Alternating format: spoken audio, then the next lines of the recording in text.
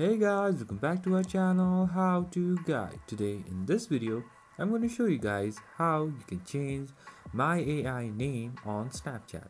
So let's just get started. Firstly, what you need to do is just go to your Snapchat.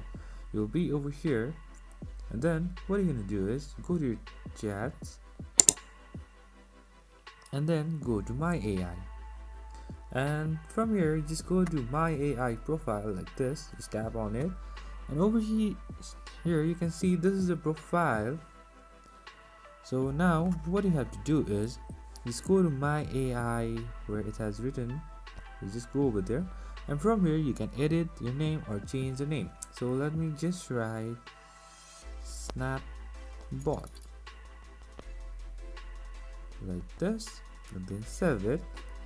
And now you can see the name has already been changed. So that's how you change the name, guys. I hope this video is helpful for you guys. So thank you for watching our video, guys. If you like our video, please leave a like and do not forget to subscribe our channel and also hit the bell icon so you never miss an update from us. If you have any queries, just comment down below, guys. I'll see you guys again in our next video. Till then, stay safe, guys. Thank you for watching.